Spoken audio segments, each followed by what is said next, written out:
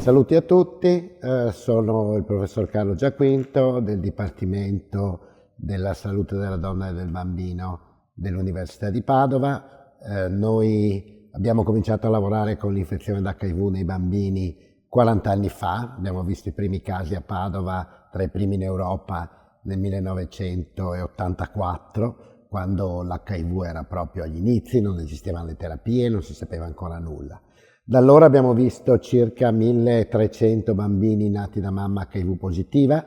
molti di questi grazie alle terapie ormai sono grandi. Abbiamo proprio fatto un meeting qualche settimana fa e un ragazzo di 42 anni che ha già avuto dei figli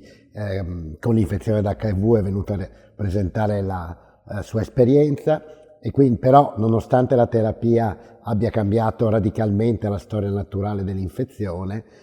e quindi una malattia che una volta era mortale, ora è diventata una condizione cronica, nonostante questo continuano ad esserci bambini che nascono da mamma HIV positiva,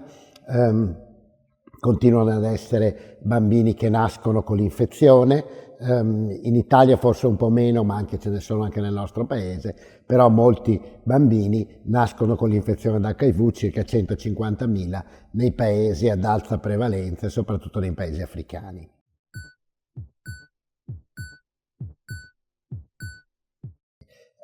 L'infezione da HIV, come dicevo, è ancora una patologia estremamente importante sia negli adulti che negli adolescenti, soprattutto che nei bambini, nei paesi ad alta prevalenza. Ancora il 75% dei casi sono in Africa e nonostante l'introduzione della terapia antiretrovirale negli adulti abbia ridotto la mortalità in modo drammatico e sicuramente sia stato uno dei più grossi successi nella medicina negli ultimi 50 anni, ci sono ancora molte persone che contraggono l'infezione e che muoiono. Uno degli aspetti peculiari dell'età pediatrica, noi sappiamo che i bambini contraggono l'infezione d'HIV, possono contrarla dalla mamma durante la gravidanza, al momento del parto, con l'allattamento al seno. Come dicevo, uno degli aspetti principali e di nuovo uno dei successi nella lotta contro l'HIV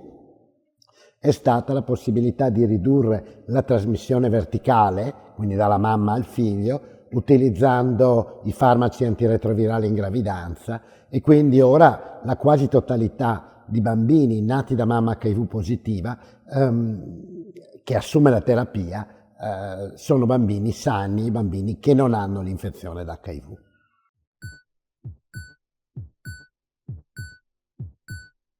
Noi a Padova seguiamo circa 70 bambini nuovi ogni anno e in tutto